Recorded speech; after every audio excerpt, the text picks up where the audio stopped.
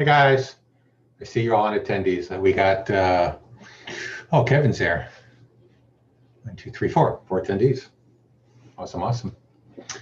We are streaming on YouTube, so you all know we are live. So you're all in an attendee mode. If you, I'll read the introduction here in a second, so we'll go through that. Just we'll give a few more minutes and see if anyone else comes into the meeting.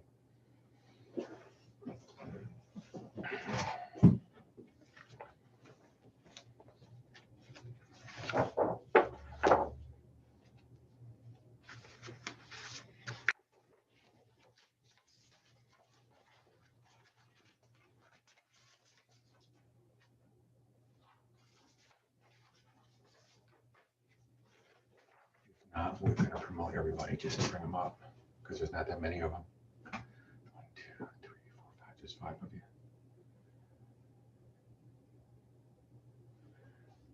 Okay, guys, since we have a small number, I am actually going to promote you guys in as panelists, which gives you the ability to talk, but keep in mind your cameras will be on.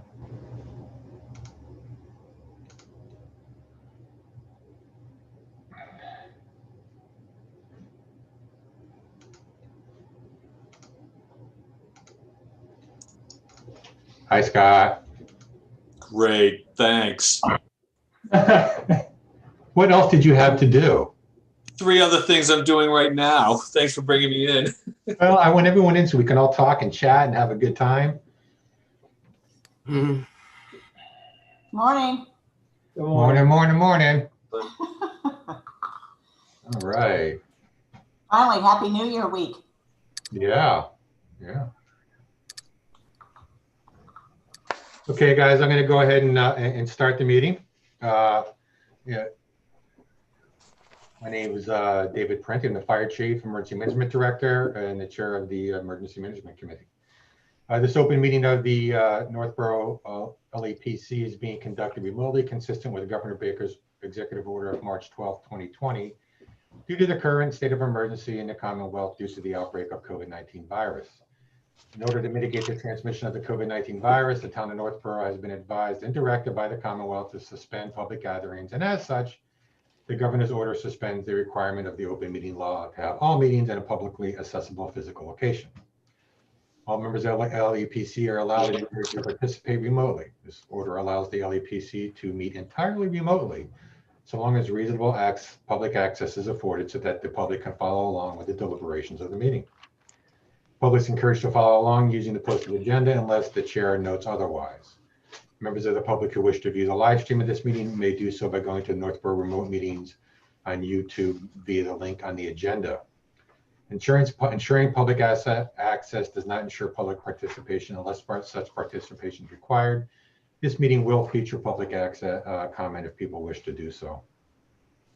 I'm going to go ahead and confirm the members that are present, which would be, let me make sure I don't have anyone. Oh, I do. Hang on. Got to promote him. Okay. So, Town Administrator John Coderre. Present. Selectman Leslie Rutan. Yes, present. Excellent. Police Chief Bill Ivor. Present. DPW Director Scott Charpentier. Present. Our lovely health agent Kristen Black. Present. And Fred Litchfield, our engineer. Present. And Kevin, can you hear us? Are you there, Kevin Pilchak from MEMA? I am here. I'm remote today, so to avoid a sun glare, I'll keep my video off. Thanks, buddy. We appreciate it. Yeah. So the chair will cover ground rules for presenters or applicants listed on the agenda. Chair will invite each speaker applicant on the agenda by name to make a presentation and speak on the application. Really isn't appropriate for this. The big thing we have here is if you are going to participate in public comment, you can either, if you're on a phone, you can dial 9 to raise your hand, or by Zoom, you can click raise your hand and we'll recognize you and we'll go for there. All right, so that's about it for the opening remarks. Chief, if I may interrupt you, just so I just want to be clear to anybody who may be viewing the live stream, in terms of the agenda that was originally sent out had an older link. So the agenda that's on the website, I believe, has the updated link. Because if you did like I did, and when it came out, you put it in your calendar, that might be why some folks are having a little difficulty getting in. Oh, Michael. Yeah, to speak on that, we sent an updated one. So if you're referring to the previous email, yeah, there's another email. You can click that link as well as the updated agenda, town's website, and That may be why some folks are just a little delayed getting in if they're trying to go through the old link. That's all. Could be. Yep. Okay. So, to speak on that, we sent an updated one. So if you're referring to the previous email, yeah, there's another email. You can click that link as well as the updated agenda, town's website, and hang on, I That gotta may be mute. why some folks are just a little delayed getting in if they're trying to go through the old link. That's all. Could be. Yep. I hate when that happens. Hang on, I gotta mute something. There we go. Couldn't figure out why I was hearing myself in the background. It was really messing me up. deja vu. Wow. Okay, can you guys all see the screen? Yep. Excellent. And which version are you seeing? Are you seeing the presenter's version or are you seeing the one with the 2 slides? Oh, looks good. Okay. Michael. All right, very good. Thank you, Chief, and thank you, everybody, for taking the time out of your schedules to join us today. Just quickly on the screen, you'll find the agenda and some of the topics we'll cover today. We don't expect it to be an incredibly heavy load for the agenda, but we have some important news to discuss. And if Chief, you go to the next slide, we can do that. We need to first approve the minutes from July 23rd. So if I get a motion to approve. So moved. So moved by Chief Liver, second. Second. Second by Leslie. Okay, very good. We're gonna do a roll call then. Chief Liver, Aye. Town Administrator Cordere, Aye. Selectman Rutan. Aye. Fred, were you at the last meeting? I don't think so. Okay, then you can abstain. I think Kristen, were you you weren't at the last meeting. You weren't even here yet. I'll abstain. Yeah, Scott Charpentier. Approved. There we go. Carries. Thank you. All right, very good. So some items on new business, LEP certification. We were fortunate on November 10th to go before the CERC for review for the LEPC recertification, and it was approved. I had a really productive meeting, a lot of questions about our LEPC, our involvement, planning, as well as any type of fee schedule associated with Tier 2 reporting. So the recertification is valid through 2025. So it gives us 5 years of extended, LEPC ability to do our work, as well as grant opportunities and things like that. I just want to speak to that for a minute, and in particular, the Tier 2 reporting fee. We are probably one of the few communities in the state that successfully collect Tier 2 reporting fees. And as such, we were lauded by the group for doing a great job with that. And please send us your policies and how you do it. So that was really nice to hear. So that went out. We did. Did you reach out to people and send it out? I believe. So we were excited with that. So, and again, kudos to Mike. The reason that we actually got our recertification and our plan update was because of the many hours Mike put into it and the review of all you guys as we sent it out. So that's greatly appreciated as well. But what's nice is we are recertified, which makes us eligible for grants for the next 5 years. So that's a really good thing. Well, I appreciate that, Chief. Truly, we couldn't do this without your participation and your help. So thank you.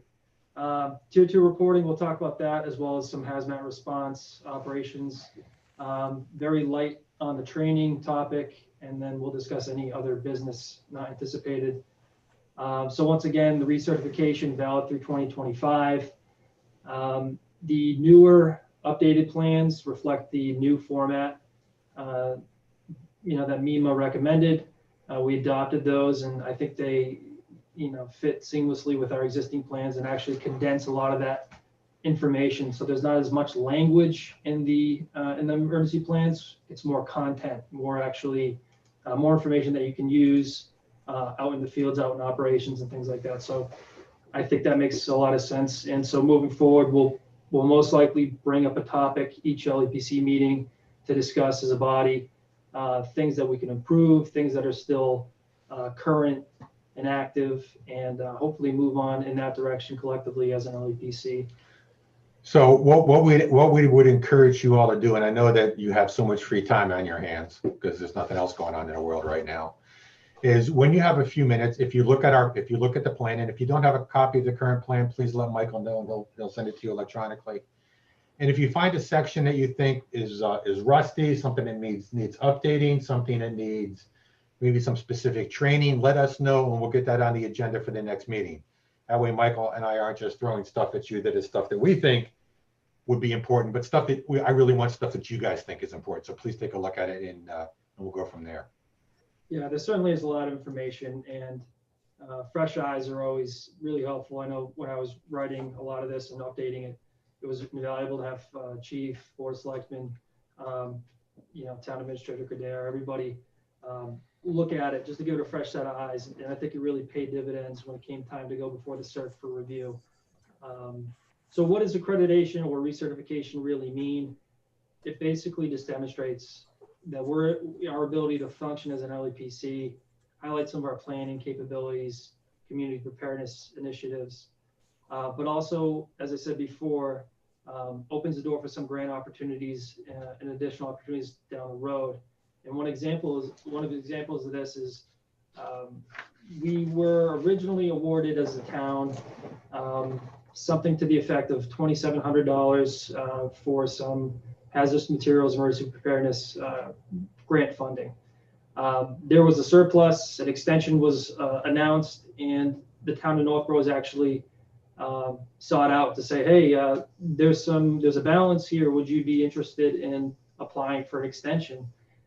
And in doing so, the total grant funding that's coming to the town of Northborough will exceed $7,000. And so we'll use some of this money for new multi-gas metering equipment to be used for training, planning, and response. And so you'll be seeing those in future tabletop scenarios, perhaps, and beyond. So that's just an example of one of the benefits of staying engaged and continuing to meet and have productive meetings as an LEPC, keeping our eye out on some opportunities that come down the road. So, with that in mind, every year we get the grant request, and Michael and I sit and discuss it when we discuss it with other members of the department. But one thing I'd like you to do is, I'm going to ask Mike to send out.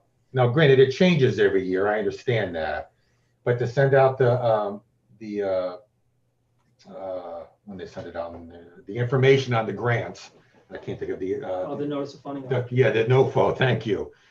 And you guys can read it. And if different departments see something in there that may be beneficial to you, that this is not a fire department grant. This is a hazardous material planning grant.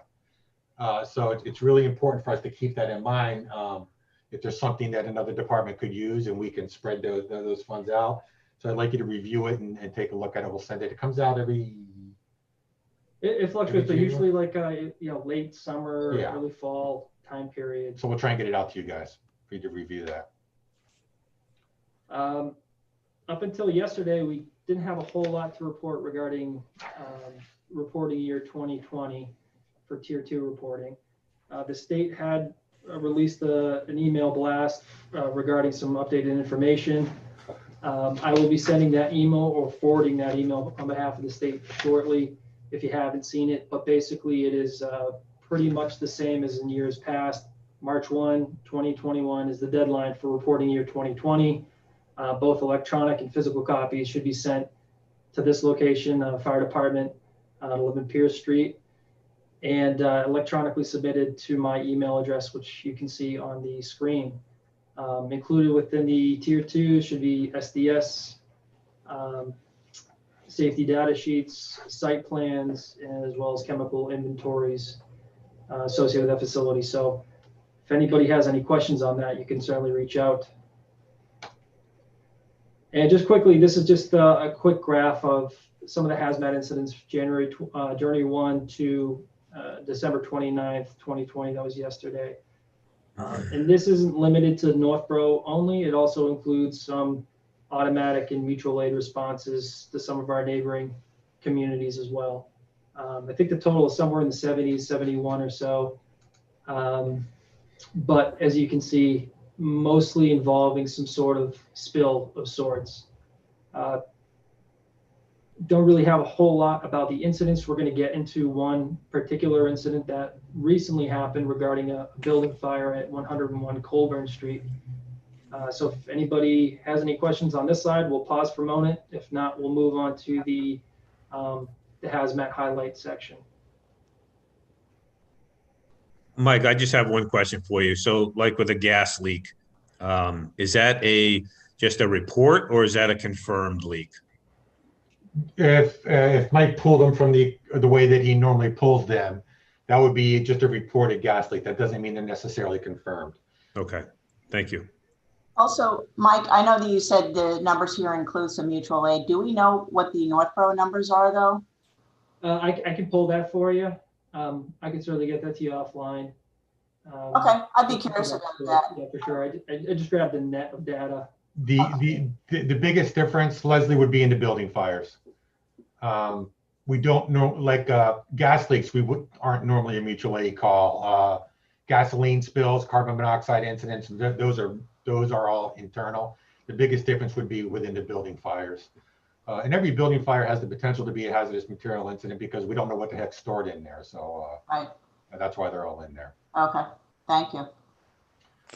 You want to talk this, or you want me to talk to this one? I think probably you're probably more fitting to talk about it. So as you know, we had or as you may know, we had a fire at 101 Colburn Street. Came in as a car fire, possibly in a garage that extended into the building. We got there, we had heavy fire in the garage, in the carport in the attached garage. And the building is familiar to us because we have been working with other departments within the town, and we do know what's going on there, that they run a garage in there. And so we were familiar that there could be some potential issues there. Upon my arrival, I radioed out to all incoming companies that we had multiple small explosions occurring within the building. Now, those could have been anything from pressurized cans to small LP tanks to anything else that was in it that was a sealed container with liquids. And there was a significant amount of that. Within probably 10, 15 minutes, most of them had gone off, and the situation became a little bit more tenable. But when we first got there, it was a scary situation. So this is the house. You see there's a hydrant right in front of it. That big tree that's right in front is no longer there. It wasn't there when we responded. Okay. This is what the house looked like when we got there and it was burning. Now, what I really want to draw your attention to is the picture on the right. So as we were fighting the fire, and understand there was a heavy amount of fire. So the first line that came off was a 2.5-inch blitz line, which throws a whole bunch of water in a whole short period of time. So there was a lot of water thrown on this fire.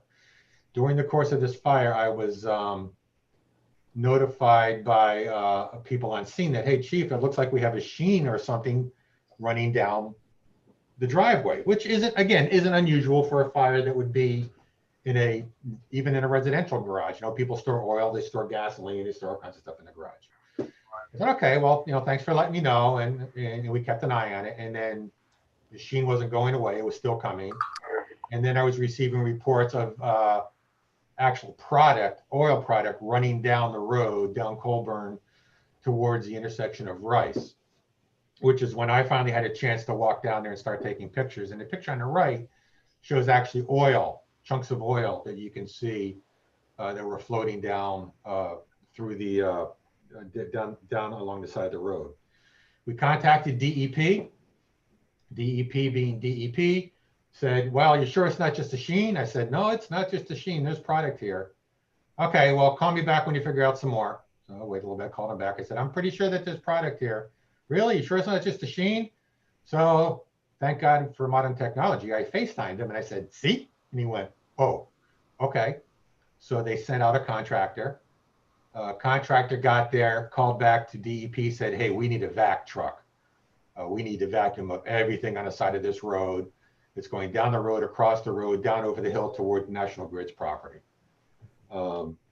when we discussed with the people who reside there and were on scene, and I asked them if they had any waste oil drums or anything stored inside I need to know about, I was met with silence.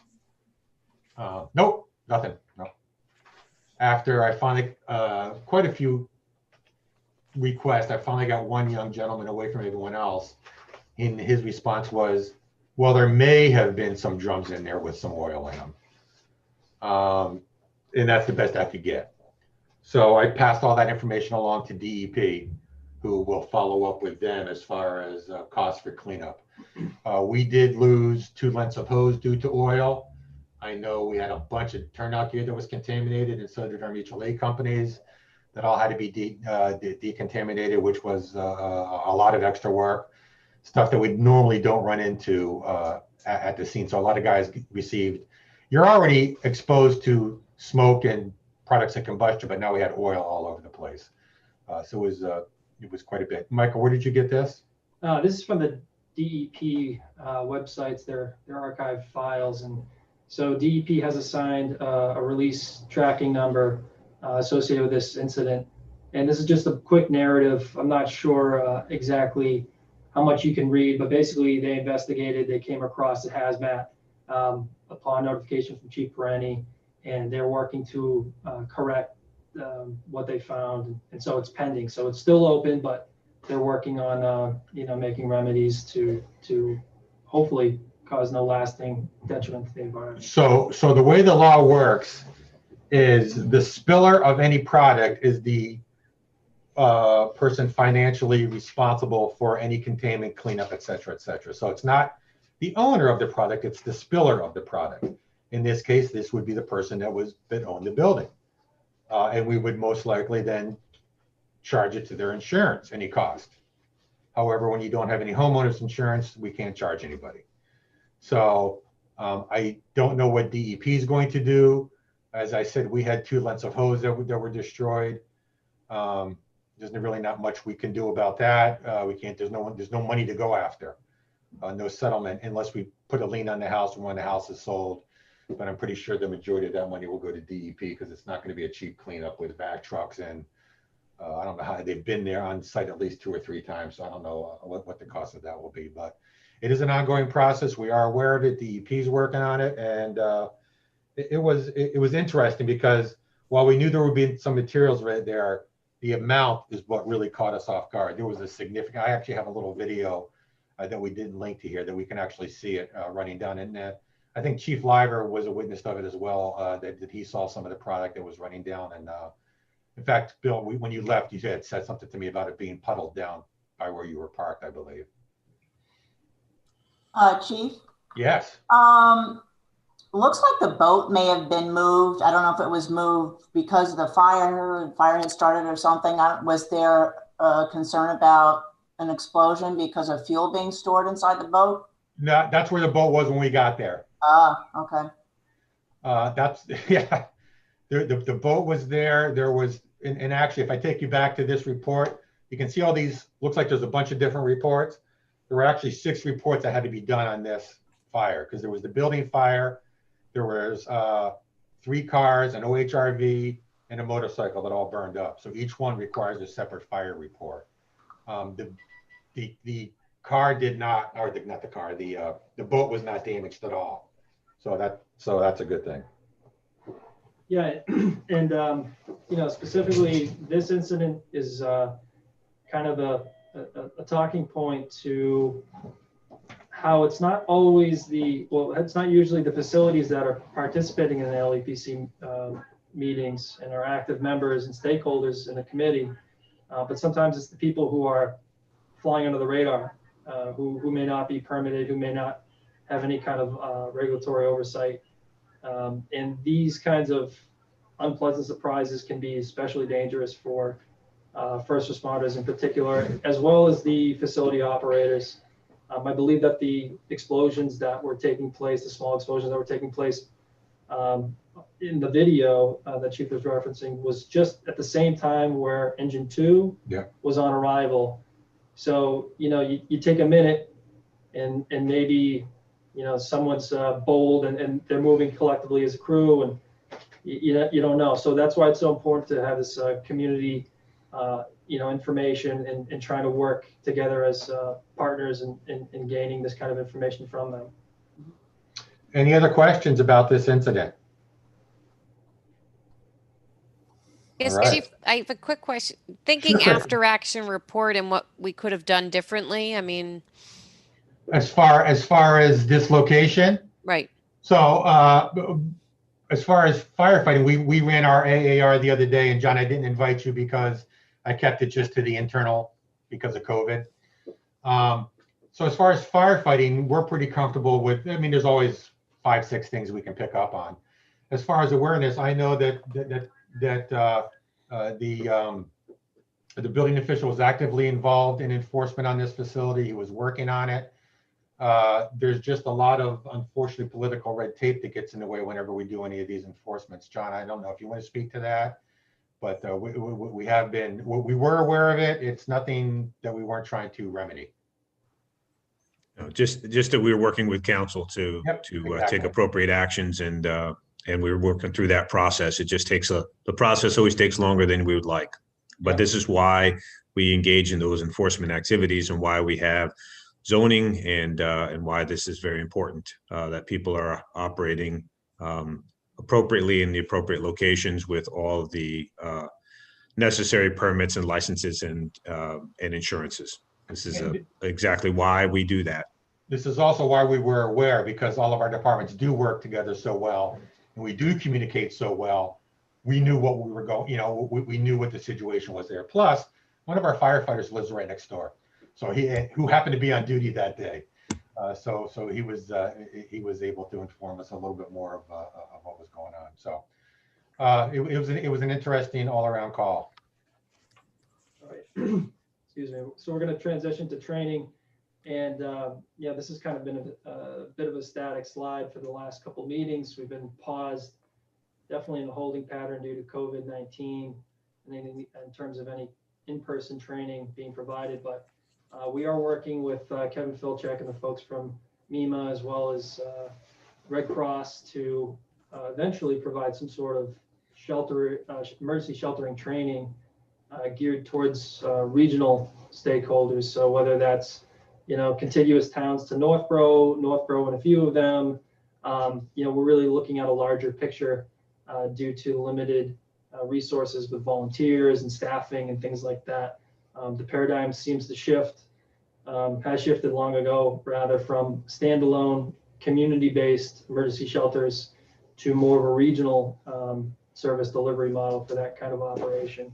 So more to follow. Unfortunately, I don't have anything concrete right now, but as restrictions lift and we can resume in-person training, hopefully we'll have more information and opportunities for you in the future regarding this. Just as a follow-up to that, Kristen and I did have a meeting with, and I'm going to draw the blank on the gentleman's name from Red Cross.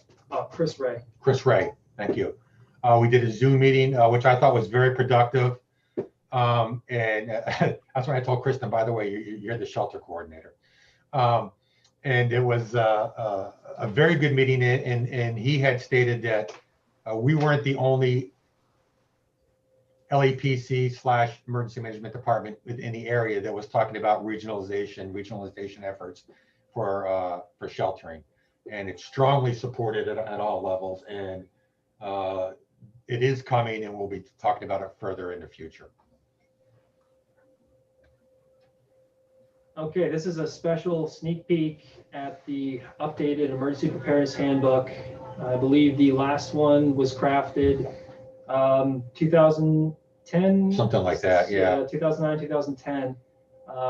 So we took the initiative to revamp it, give it a more modern spin with some more updated technologies and hopefully some amenities that make it easier for folks to complete some of the emergency communications list and other resources that are contained within.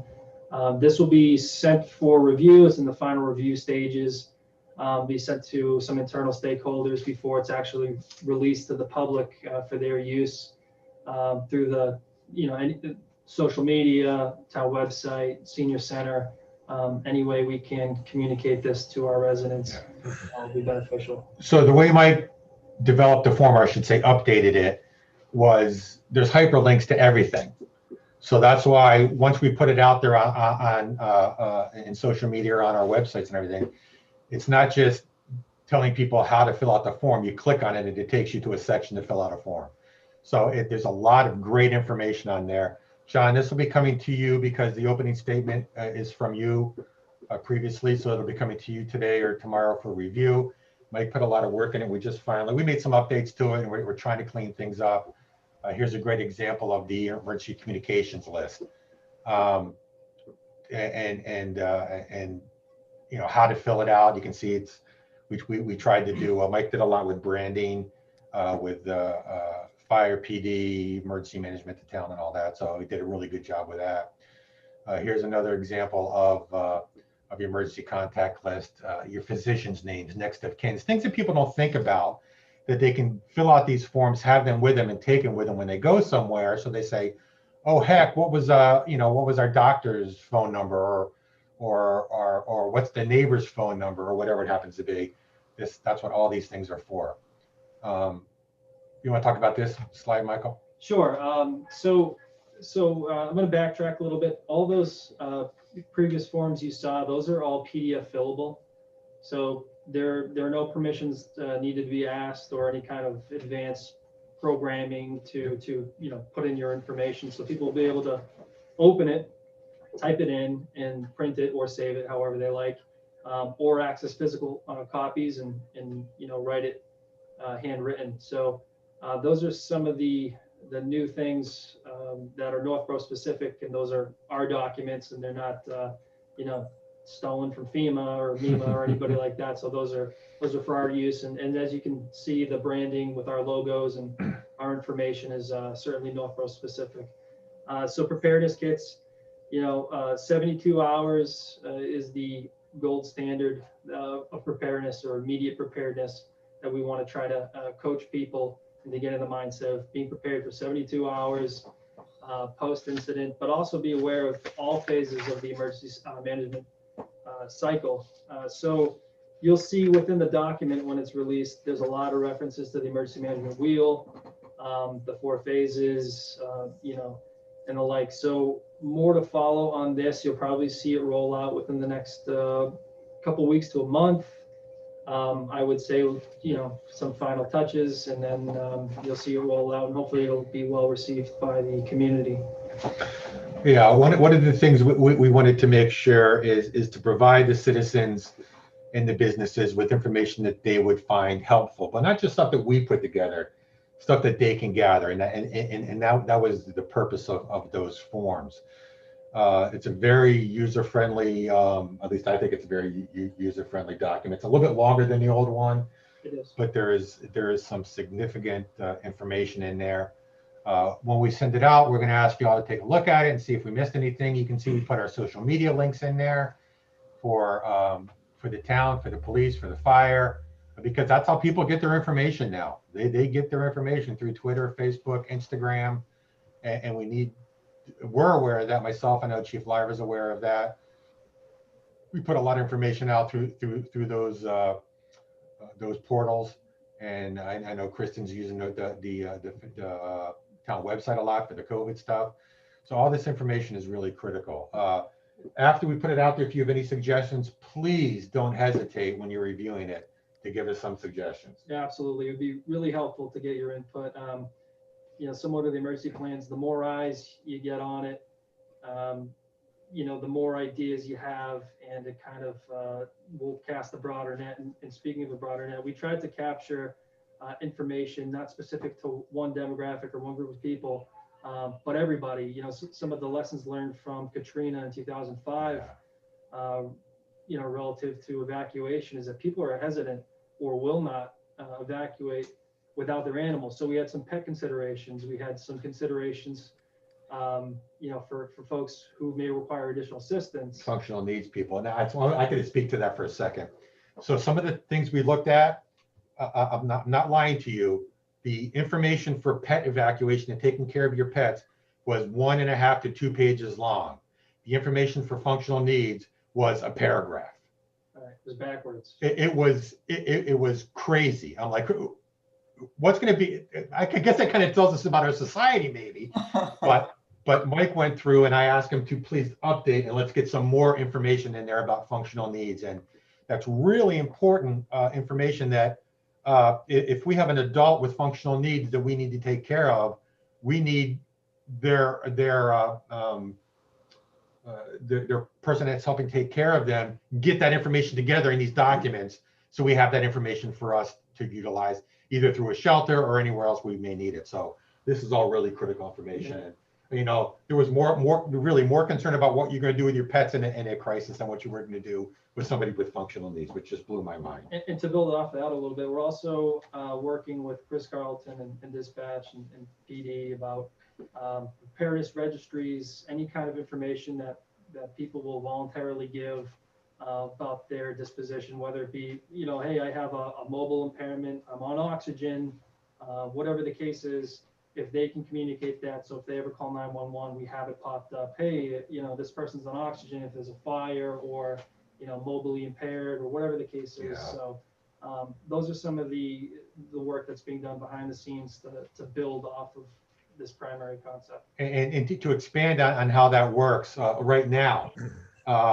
Kristen sends me the daily, we go back and forth with what the current active cases are. Now, all I know is it's an active case and I have the address.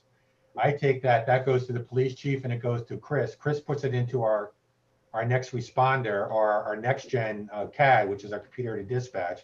And when the guys are in their rigs, on their screen, they click alerts, and it tells them whether or not that's a hotspot. Okay, so they know when they're rolling in that they have that information. That same information we're looking at making available with people that are wheelchair bound, people that have extra issues. So when we roll in, it's there. Now, it's a lot more work on dispatcher's side. Luckily, we have we have a great communication supervisor and some great dispatchers that understand the value of that. And they're supported by Chief Liver, so that's terrific. And we're just excited to move forward with that. Right? Yeah. Okay. Look at that. We told you it'd be an easy day, not a heavy lift. Mainly because we're so busy doing other crap. But Leslie, I'm gonna stop sharing my screen here so I can see you all better. He says as he looks over. There we go.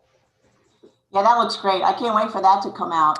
Will we all get that ahead of time, the people in this group? Because if you want, I can take a look at it from just a proofing standpoint if you want. Yep, yeah, it's going to go to John because mainly because there's a statement from John in there that we created. Actually, it's just a review of the last one, I believe. But I want John to read it, and then once that's approved, we'll send it out to the members, at least in this window here. Okay. Thank you. Look, that's excellent. Great stuff. Thank you. Just a comment, in terms of that whole guide, the genesis from that came out of a series of difficult weather events that we had in the late 2000s, starting with the ice storm in 2008, and then you had the hurricanes and the October snowstorms in 2011, 2012. We did a tremendous amount of emergency preparedness back then. Just so folks know, if anybody's watching this, the middle school is our primary shelter. Yep. And one of the things that came out of that was we did put the entire school on emergency generator backup. So not just emergency lights, but powering everything so that showers and the cooking facilities and everything is powered. So the middle school is our primary shelter. We also have the senior center that we have used for warming shelter, smaller events. But the idea of the guide came out of that. And the purpose was, there's a lot of general information out there, of course, through MEMA and FEMA and just emergency preparedness websites. What we were trying to do and address with this particular guide was Northborough specific information. So things like if you're on a well and you lose power, where can you get some potable water? And so I highlighting those locations around town where folks can go and fill up water that is safe to drink. In the event of an emergency, exactly where do you tune in to get updated information? Where will the town be putting their information out? Drawing attention to things like Code Red, our emergency notification system. If you're not signed up for Code Red, go on to the town's website and please do that. You can get notifications by text, email, cell phone, landline, or all of the above. So really the guide was designed to give Northborough specific information and then some general information about things that folks should be doing in terms of emergency preparedness. So it's been a while since it's been updated, and it's a good guide. And again, the summary information or the quick reference information in the beginning of the guide, I think is the most important, like, for your local resources and phone numbers of who to call for various issues or concerns. And again, where to go to get additional information in the event of an emergency, because sometimes it's hard to get the information out about where to get information once people have lost power and they're in the middle of a situation. And so the idea is to preemptively get that information out to folks so they can put this in their cupboard and have that available to them in the event of a power outage or storm or an emergency. So I'm pleased to see this being updated. It's a great resource for the community, and I love the idea of now getting it up with lots of live links. That's always helpful. So thank you. Thanks, John. That was pretty much it for our presentation, our meeting today. If there's I'll open it up now if there's any public input, concerns, questions. If anybody has anything they'd like to say, just since we're all here, I don't think I have anyone in the attendee window. I do not, and there's nobody watching. There was one person watching. No, Chief, I just wanted to comment real quickly. It's a great resource in my prior community. We publish something similar. You know, there's a bunch of templates floating out there. And I laugh as you talk about the animal section being so long. I served on a board with an incredible veterinarian, and she was very involved with emergency operations and animals. And what you find is that people will not leave their home if their pets aren't taken care of. And so many people have dogs. And so you can open all the shelters you want. If you don't take their dog, they're going to stay at their house. You know, and so I think it's a huge component and educating people on that, making sure that we know where we can shelter animals is so important. Just a couple, I guess I look forward to seeing the draft. There's some great apps that are out there now where people can, Red Cross, and there's other ones where people can put some of this information in an app. Obviously, that doesn't help if you don't have a cell phone because you're out of power. But are you also providing sort of updated links, apps, and newly designed tools that people could look to for emergency preparedness? Ready.gov via, through FEMA, the American Red Cross, those apps are included within the body of that, that work. There's also an updated resource link page that will provide people with more information if they, choose to seek it out. So we are considering those newer updated technologies as well. Okay. And just one last question, I guess, is there any thoughts of a hard copy and how we would get this out to, let's say, our seniors? I know we all used to rely on fairs and Apple Fests and other great ways to put up stands and distribute, and we need to think outside the box. So any thoughts about printed or how to accommodate, people that aren't as savvy on a computer or won't? And the other thing is, a lot of people don't take the time, they see a document, it's getting them to actually fill it out and to actually implement it as a tool. And any thoughts about, again, reaching people with paper? How do we push residents to implement this great tool? Yeah, that is an awesome question. And we run into that same issue with Code Red, where we're pushing people to sign up and they just don't want to sign up, or trying to get their extra information for 911. We looked at hard copies, and that's a practical option, and we would put copies of it at the senior center once it reopens, at the library, and of course downstairs. But right now, people don't have access to those facilities. Yeah, we've floated around some ideas with Meals on Wheels type services, potentially VNAs, that kind of thing. It's still kind of in the nebulous. We need to iron out some details. We want to make sure that we get the draft, nailed down, ready to roll out first. But we are considering some physical copies being distributed via a number of different vehicles. Understanding it does limit the functionality of the document, but the document wasn't written in such a way that you have to have connectivity. We actually made sure it wasn't written that way. There's more advantage to having connectivity, getting more information, but it had become a very stale document that was sitting way back in the LEPC page, and people just didn't even know it was there anymore. Yeah. So the goal is to revise it, update the information and get it out there in front of everyone. Yeah, to build on that, Chief, the screenshots that you saw of the communications list and different emergency resources there, those are full pages within the resources. So worst case scenario, if someone has the hard copy, they don't have to, go through the trouble of finding the link. They can actually fill it out right on the plan, and they have that physical copy with them. Those are all great questions, Kristen. Thank you. Thanks, guys. Anybody else? All right. Well, thank you for taking the time to join us today. We appreciate it. It doesn't look like we had anyone from any of our partners out there in corporate, but that happens. And the next meeting will be Roughly 6 months. 6 months. We'll see you guys then.